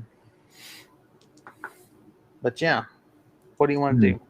One thing I want to try. So with my magic lantern to floating lanterns, just kind of graze the tree, bump into it, see if it affects it in any way, just against like the middle portion of the bark. The trunk. Yeah. You can clearly see it leave an indentation. Even as gently as that thing floats, it leaves an indentation, and the mark is there for a moment, and then like a memory foam mattress, it just rises and the mark disappears. It doesn't seem to even lose its original texture, like all the details of that texture, like it is memory foam. Yeah. And so what would you like to do? I'd like to take a nap on it. Do it. I would. Comfy. I'll descend now. I think that's all the info I needed. Let's get down before my. All right, roll for me. Start being unbrave. Don't roll terribly. 52. Okay, that's fine. You make it down safely. You can tell, bravery or not, you're glad to be on the ground. Yeah. And so you're basically back at the foot of the entrance now. It's about 10 feet from there, so they didn't want a traffic jam, people coming down off the scaffolding and hitting people coming into the room. Mm-hmm. But yeah. I'll take a look at any of the other tables because I know I was interrupted last time by the spider. So, right. Oh, never mind. My light spell would have been gone a long time ago. Right. Are there any? Yeah. So any other tables that I looked over that have something different other than just nondescript vials? I was looking for like books. Oh, there was a table with books on it. Yeah. Yes. Yeah. Let's go back to that thing. The books themselves are, in fact, blank. Okay. Maybe journals they haven't written in yet. Exactly. That's definitely your conclusion, is they must have left them here for research, and hence remember there's also bottles of ink. There's sheaths of quills. They were setting up to really study this thing and figure out what it was. Possibly any of notes were taken in any of them. It'd be very nice. No, they're all empty. You sort of flip through, set down, flip through, set down. So, but you do notice that your lantern is not floating as high as it once was. Oh, damn! Yeah. And it's just hovering around you right now. Right. But usually it stays at a nice shoulder height, and now it's sort of at elbow height. And you're like, why don't you go up some? And it goes up. You're like, that's moving more slowly. That's definitely moving more slowly. Oh man. But if you stop concentrating on it, it sinks back down to elbow level. Yeah. It's losing its helium. That's what it is. Yeah.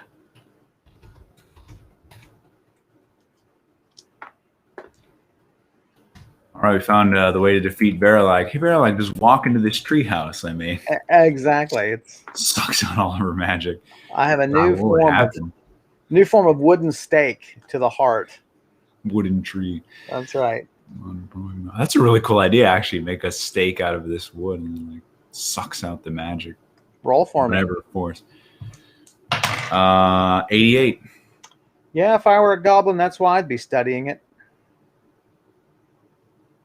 Oh, right, to anti-magic properties, yeah. Yeah. Or I don't know, whatever you call it. Magic displacement.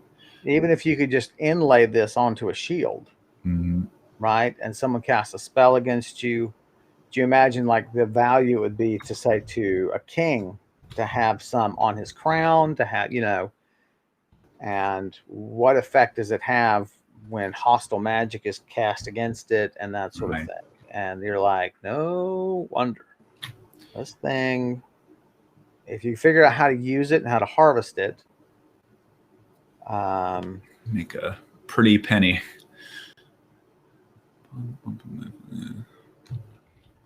Lantern. Writing about the lantern seems too slow.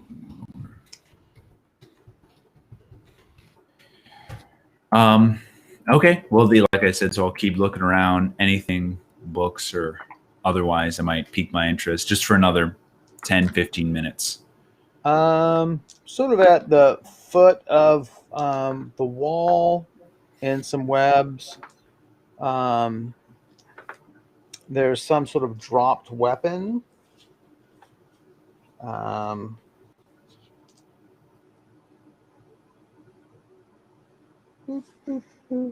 Oh, well.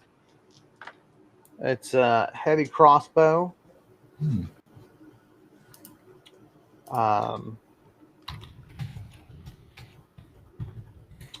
probably a plus 40 substance. Let's hope to not. compliment my light crossbow. That's right.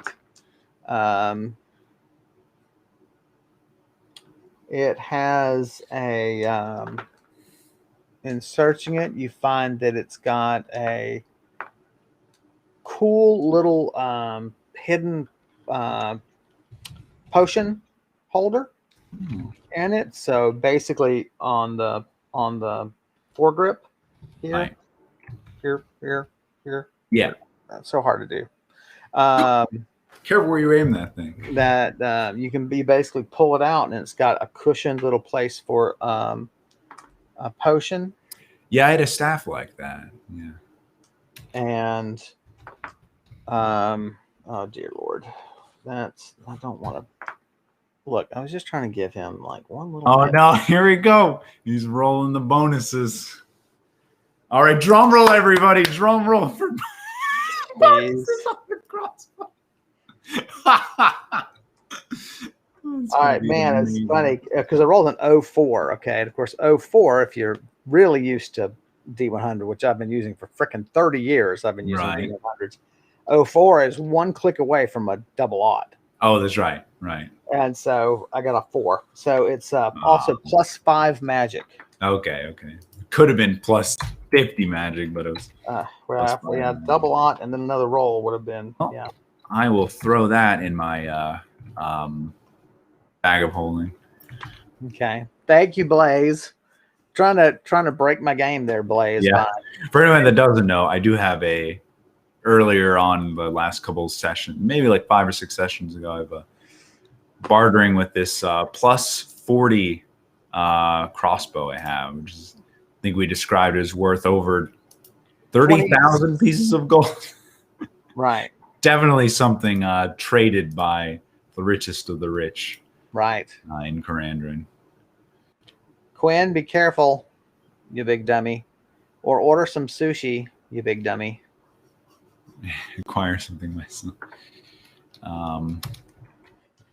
Hey, you're about to get out of the hospital. Don't break a limb and then have to stay in much longer. Right. Injure yourself. So how much is the weight on this guy? Oh, sorry. Yeah. Heavy crossbows are a chunk. Boy. 10 pounds. Okay.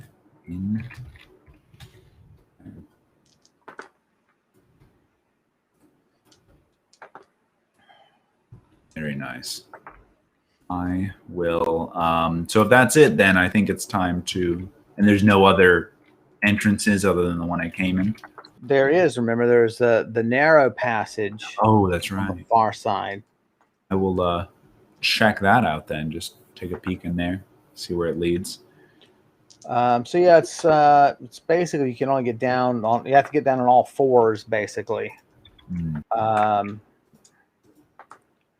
But it goes quite a ways back.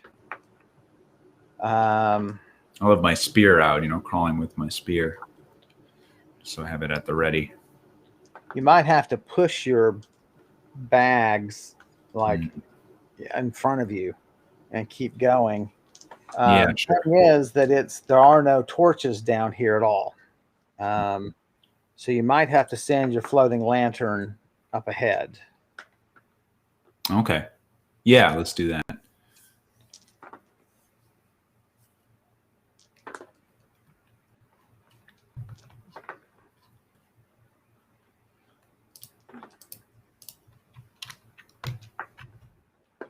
So it's very rough, very much like just the natural cave surface. Some water has smoothed the bottom, and that's nice. You come across pools that are just, an inch or so deep.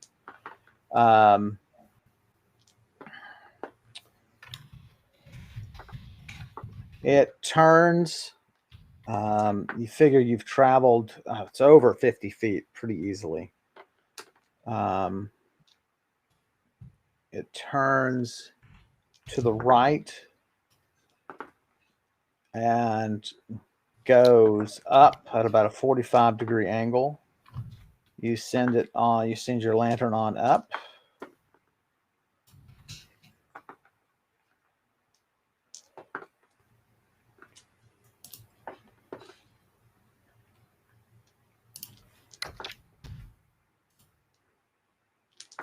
And as far as you can tell, looking around your lantern, I mean, you send the lantern all the way up this passage as far as your range will go, and you feel kind of that stress of it, and you're like, oh, that's not going as far as it used to go either. Yeah. And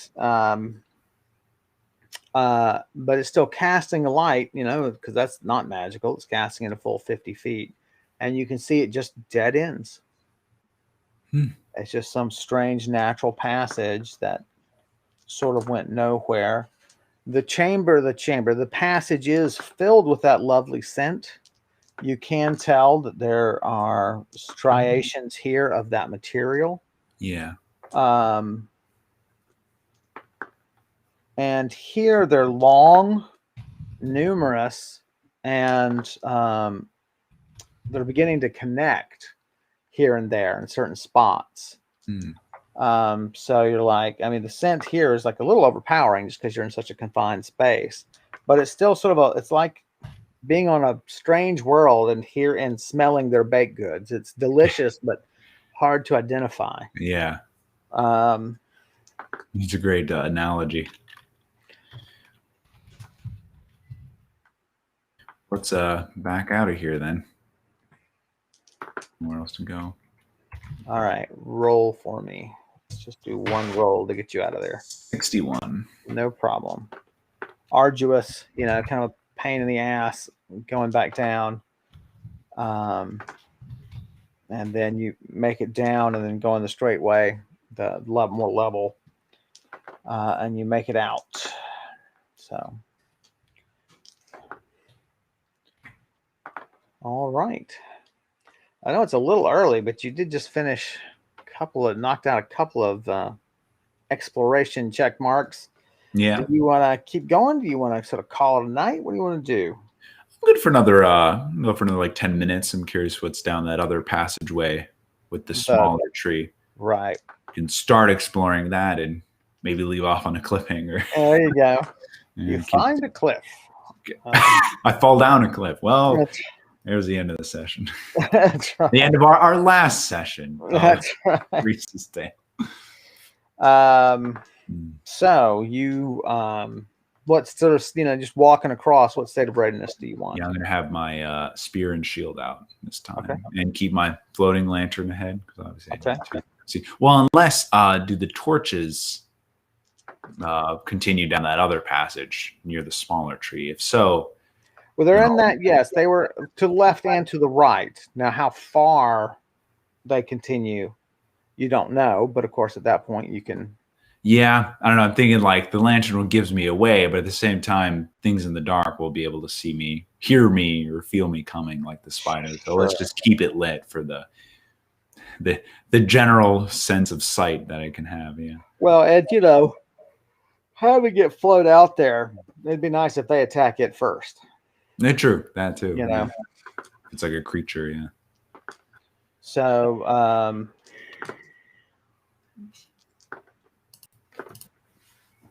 you start headed back and so on. As soon as we said we'll keep playing, I just saw Quinn's comment like, "Oh, once the stream ends, then I'll decide to go get food."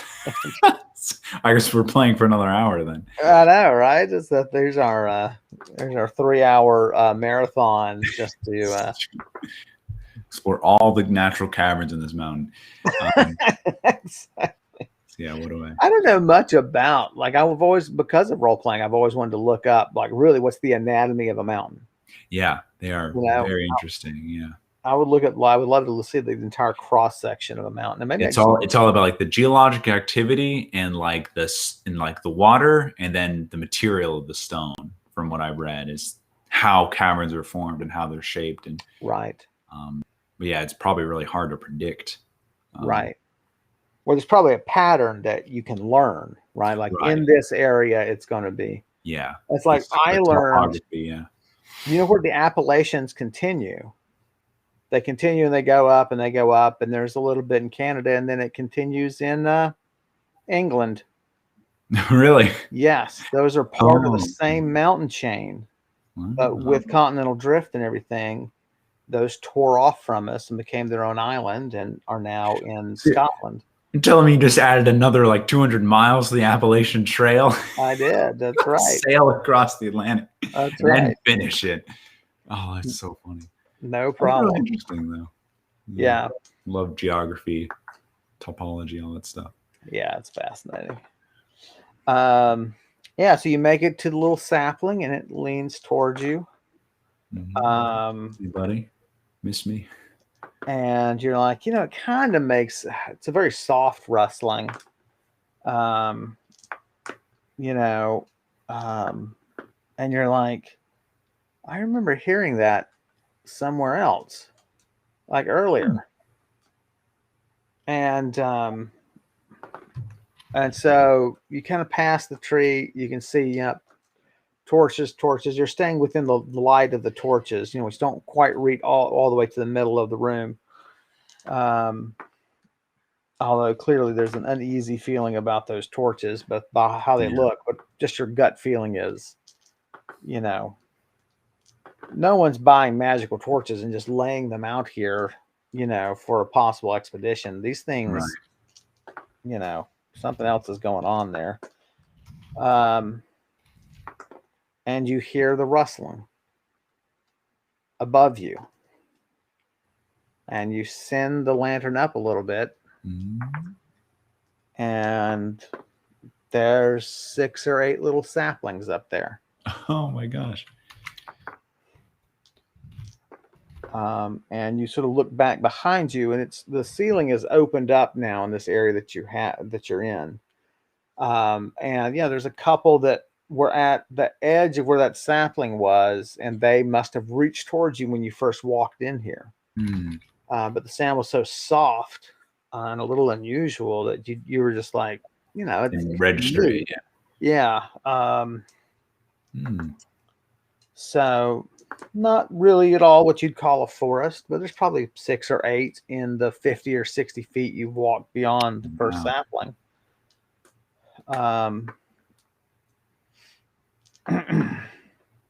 And they are here and there.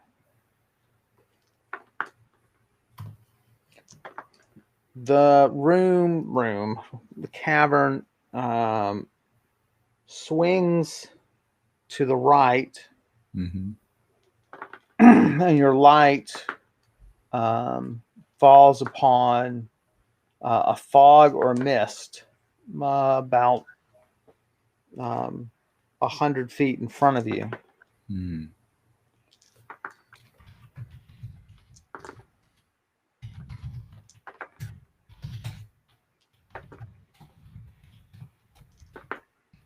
You stop for a moment and listen, like you don't hear the sound of water or anything that would cause such a mist.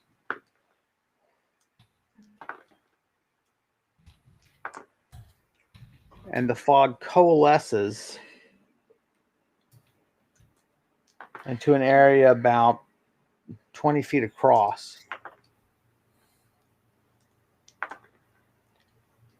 And 2 triangular white eyes form in the fog and look at you.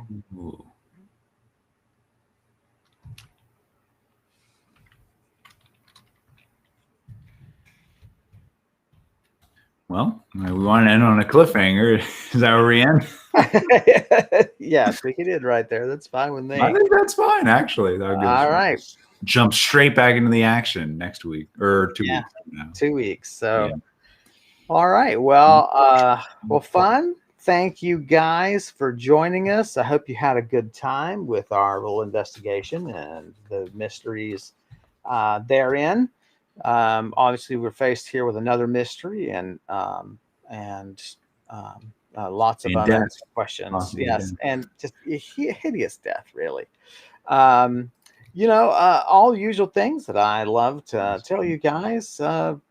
Like, subscribe, spread the word, and we'll be back in 2 weeks. I'll put it on the schedule, and we'll be back. So let everybody know if you enjoy this kind of thing. Leave us comments in the comments section. Let us know what you think about this layout.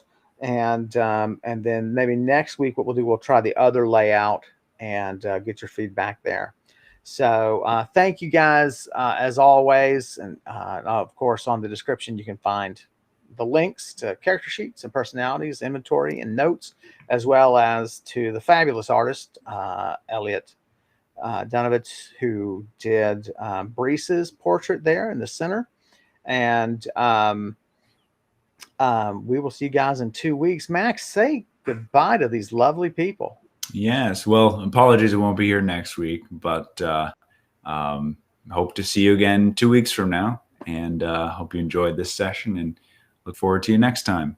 That's right. Absolutely.